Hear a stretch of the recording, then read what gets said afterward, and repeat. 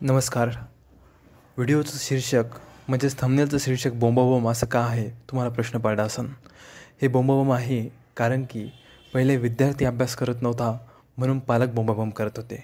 आता पेपर फुटत आहे, एक्झाम्समध्ये स्कॅम होत आहे म्हणून पालक विद्यार्थी दोघंही बोंबाबोंब करत आहे. आणि ही गोष्ट देशभरामध्ये आता सारखी पसरत चालली आहे. आता अशी एकही विश्वासार्ह संस्था राहिलेली नाही आहे की ज्याच्यामध्ये आता पेपर फुटला नाही किंवा आपण डोळे बंद करून विश्वास ठेवू शकतो. आता असं आहे की ही फुटली ना मग ती पण फुटेन. NTA चा पेपर फुटला आहे ना मग आता UPSCचा पण फुटू शकतो. मग उद्या IIT JEE याच्यावर पण संशय येऊ शकतो कारण की घटनाच तशा घडलेल्या आहे. खरं तर शेजाऱ्याच्या घराला आग लागली तर त्याचा आपल्याला काय फरक पडतो? म्हणून गाढ झोपेत राहणारे आपण आता एक आपल्या घराला आग लागायला सुरुवात झाली. मी असं म्हणतो आहे की जेव्हा एखादा छोटा पेपर फुटतो जसं की पोस्ट भरतीचा, तेव्हा कोणी आवाज उठवत नाही की जाऊ दे छोटा आहे, त्याला काय ठीक आहे, नॉर्मल आहे, पोस्ट भरतीचा तर होता. पण आता UPSC सारख्याच पेपरमध्ये सुद्धा स्कॅम होतं आहे. नीटसारख्या नॅशनल आणि पवित्र एक्झामवर सुद्धा स्कॅम होतो आहे.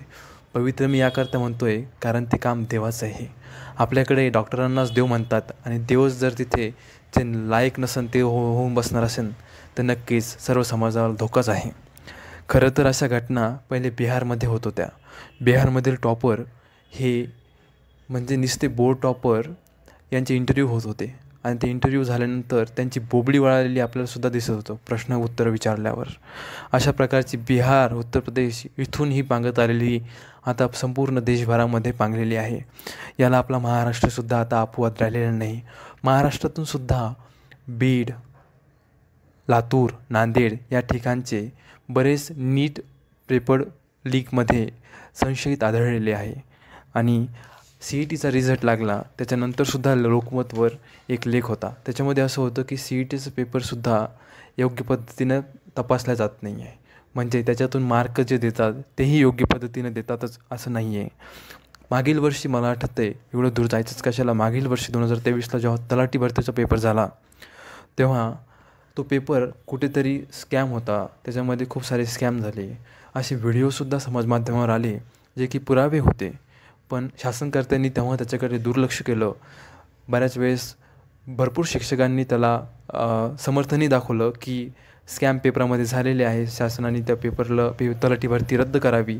पण तसं न होता विद्यार्थ्यांनीसुद्धा प्रदर्शने केली पण पेपर काही पुन्हा झाला नाही तलाठी भरतीचा. आणि त्यातूनच पण जेव्हा एक गोष्ट लक्षात घ्या, जेव्हा हे विद्यार्थी प्रदर्शनं करत होते तेव्हा बाकीचे विद्यार्थी जे की UPSCची, MPSCची, नीटची, CETची हे अशी तयारी करणारे विद्यार्थी, हे विद्यार्थीसुद्धा त्यावेळेस अभ्यास करत होते. या विद्यार्थ्यांनी त्या तलाठी भरतीच्या विद्यार्थ्यांना सपोर्ट दर्शवला नाही किंवा त्यांना त्याकडे लक्षसुद्धा नव्हतं. यांना असं वाटलं की आपण ज्या एक्झामची तयारी करतो आहे त्या एक्झाममध्ये असं काहीच होणार नाही आहे, त्यामुळे याचं हे लोकल लेवलवर आहे. तर आता जेव्हा यांच्यावर ही वेळ आली, यांच्या पेपरमध्ये सुद्धा स्कॅम झालेले आहेत, तेव्हा कोण यांना न्याय देईन? आणि एका माणसाचा आवाज आणि 10 माणसाचा आवाज याच्यामध्ये फरकच असतो. म्हणून जसं की विद्यार्थ्यांमध्ये एकी नाही आहे.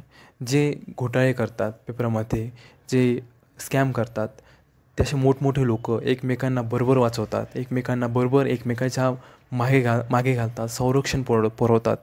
पण आता हे जे विद्यार्थी आहे यांना स्वतःचा लढा स्वतःच द्यावा लागत आहे. म्हणून विद्यार्थ्यांनीसुद्धा याच्यातून शिकावं की स्कॅम कोणत्याही परीक्षेचा हो, एक्झामचा हो की एक्झामचा हो, त्याची गुणवत्ता, त्याची पात्रता कशी असो, जर तुम्हाला कळतं आहे की स्कॅम झालेला आहे तर तुम्ही सोशल मीडियावरच्या माध्यमांसुद्धा विरोध दाखवू शकता.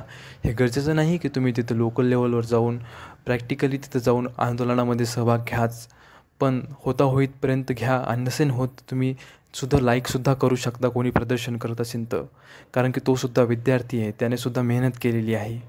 बोंबाबोंब हे टायटल मी याच्यामुळे दिलेलं आहे की पहिले अभ्यासाच्या नावावर बोंबाबोंब होत होती विद्यार्थ्यांची. कसं करून मन एकत्र करून कितीतरी संघर्ष, आर्थिक संघर्ष, सामाजिक संघर्ष करून पुन्हा परीक्षेला बसा आणि त्यातूनसुद्धा आपल्याला जर असे स्कॅम निदर्शनात येत असेल तर नक्कीच खूप फरक पडतो महाराष्ट्रावर. आणि तुम्हाला तर माहीतच आहे की समझने वाले को इशारा काफी. तुम्ही समजू शकता मी कशा गोष्टीकडे हे करतो आहे. तुम्हाला स्वतःसाठी भांडावंच लागेल, तुम्हाला स्वतःसाठी समोर यावंच लागेल.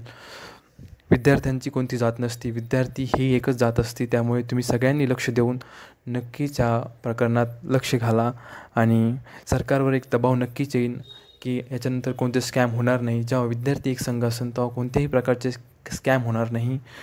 नमस्कार, धन्यवाद. मी सोपान. मी सोपान.